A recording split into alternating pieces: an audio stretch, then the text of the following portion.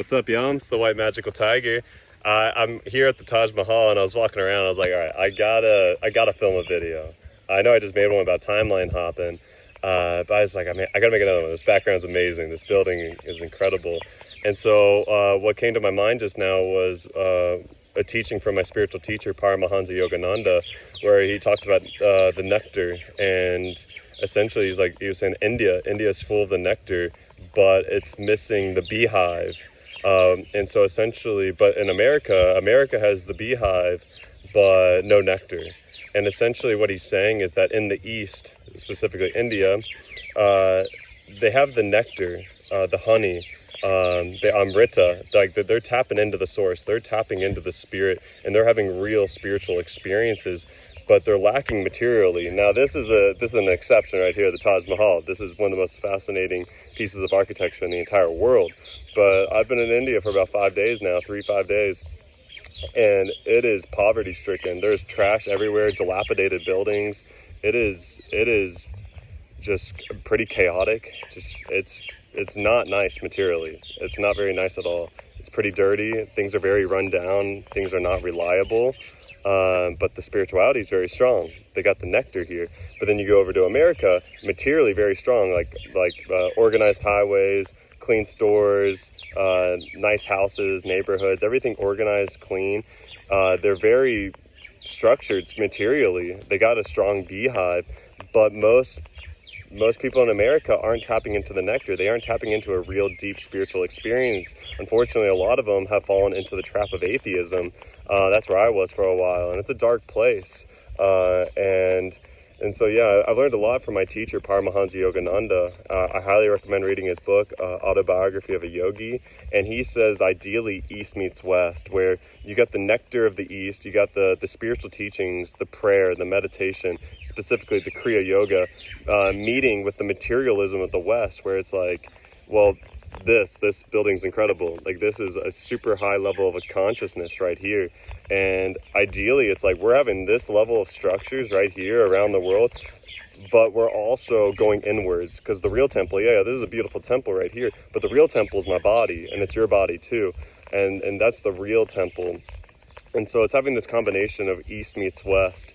And so other places that I would say East would be like Southeast Asia, and then the West would be like New Zealand, Australia, and where East meets West would kind of be like Bali, where you have a lot of those Westerners going to Bali, and they're bringing in a lot of money, which can create a lot of nice architecture, but they also have the spirituality there. The spirituality is not perfect there, but it is present.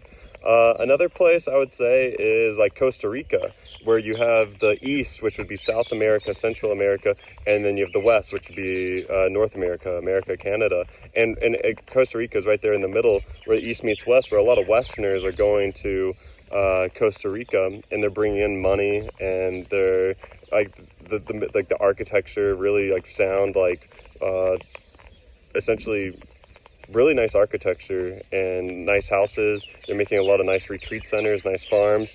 But from the East, or the South America, they're bringing in like the jungle medicine, the ayahuasca, the San Pedro, the rape, these jungle medicines. Now those aren't perfect either. They got their pitfalls as well.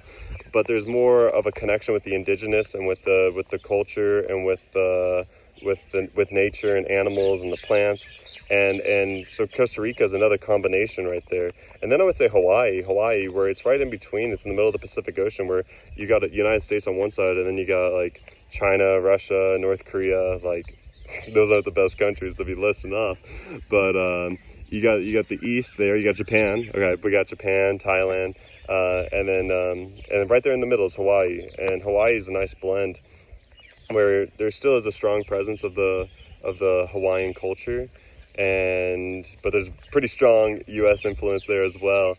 And essentially, what I'm saying is there's these places around the world where like there's a mixture of Eastern culture with Western culture. And what Master Yogananda is saying, he's like, go inwards, and tap into that nectar, but also have nice things materially, like a sound house, sound plumbing, clean water, basic things. Like here, it's like, I gotta be careful, y'all. I gotta be careful not to drink dirty water. I could get really sick. or have open wounds that get exposed to water. Like, it's very easy to get sick here, or just, yeah, who knows? I'm learning as I'm going. But anyways, thank you for listening to this video. May God bless all y'all. Amen. God, Krishna, Christ, Guru. God, Krishna, Christ, Guru. God, Krishna, Christ, Guru.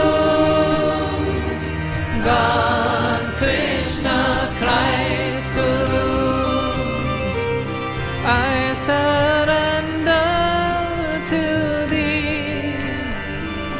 I surrender to thee. I surrender to thee. I surrender to thee. God, Krishna, Christ, Gurus. God, Krishna, Christ, Gurus. God, Krishna, Christ, Gurus. God, Krishna, Christ, Gurus. Hare Krishna, Krishna Krishna.